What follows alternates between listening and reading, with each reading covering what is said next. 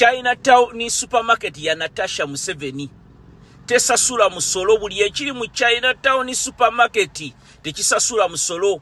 Mpuliriza information eyakagwawo kati. Chinatown supermarket eyakagulawo Uganda tesasula musolo ya Natasha Museveni. Chinatown supermarket bagirese kusuula basuubuzi mwenna abali mu kikuubo. Mpuliriza information eyakagwawo sawa za kakati. Chinatown supermarket tesasula musolo ya Natasha Museveni. Neera bagirese kusuula basuubuzi bonna abasuubula e China n'abasuubula mu kikuubo n'abakola mu kikuubo. Chinatown supermarket tesasula musolo. Government mba challenginga okuleta receipt ni Chinatown supermarket esasula musolo ya Natasha Museveni yazze kusuula banna Uganda. Bw'oba oli muwagizi wa PLU oba muwagizi wa Muhoozi Kainerugaba sharinga video eno bannange leero ndi musanyufu. Aba MK project leero ndi musanyufu nti finally bosi wammwe Muhoozi Kainerugaba ategedde who he is. Bwe basharingidde ekifaananyi kino ekya Muhoozi nti agenda kulaunching omwenge gwe whisky w'omupya, I was so happy nti no Muhoozi ategedde identity ye yaani. Because Muhoozi, you knew you could never be a politician, you could never be a president. Tata ona akutwala maje. Okitegeera agenza okulaba nga amaje gonna ogasuula busuuzo bye sente muwazerendo n'ozimalayo. Nakujja maje n'ateekamu ani Mbadi kati ye, ye CDF sawa za kakati. Naye I was so happy bwe basharinze ekifaananyi kino ne baŋŋamba ogenda kulaunchinga whisky yo. Finally, General, I salute you for this. Nti otegedde yuka is for your identity yo. It's better for you to be a whiskey brand ambassador n'okugulawo whisky wo than okubeera CDF nani nagundi na future anti-president wa Uganda. Leba nange Museveni naye yakola losi sajja watu bannange kyobola abaami lwabogwa byayogedde bituufu. Jose Chameleone Frank Gashumba bagenda batta. Wuliriza information gye nakafuna sawa za kakati. Jose Chameleone doctor ne Frank Gashumba bw'oba mulaba video eno sawa za kakati mu parking ensawo zammwe muve mu Uganda kubanga ba PLU abakamala okutta tamala emirundi bagenda batta.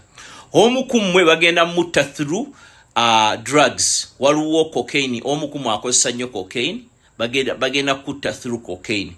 Owokubiri bagenda kukuba amasasi. Dr. Jose Chameleone Frank Gashumba ebyange mubimanyi 99% byenjogedde bikaminze true. Muduke mu Uganda immediately, if not by next year most likely mugenda kubeera 6 feet under mulemera mu Uganda kubanga government yennyini yakamala okutatamala emirundi. Government yennyini yatta Kaweesa, government yennyini eyatta muwala wa General Katumba Kawamala. Jukira muwala wa General Katumba Wamala Muhoozi Kainerugaba yamutta ne baguunizi be.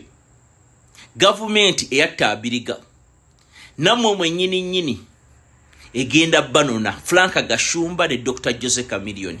Omu kummwe aliko heavy cocaine, omu kummwe bagenda mukuba basasi mwesotinge ate ebyange mubimanyi.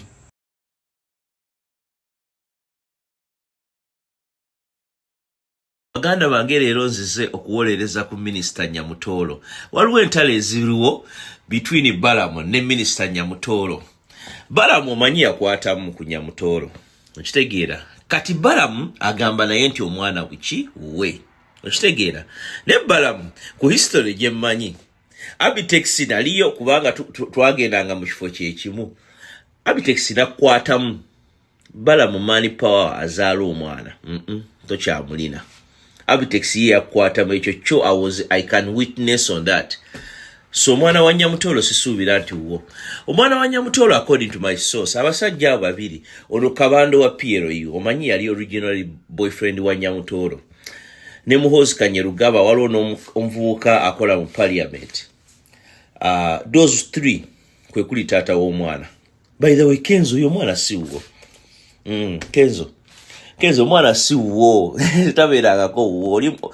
Oli Nyamutolo tumumanyi. Okitegeera. gwe guma bugumi waka yoza bintu naye tugamba nti oyina amaka omukyala omuzaalamu omwana si wo tabangako wo naye Balamu leero leka mpolezeeko minisita Nyamutolo omwana oyo si wo Balamu kubanga gwe mmanyi mani power zu Abitex ye yakwatamu ne Abitex waki tosumulula Balamu musajja watu n'azaala omwana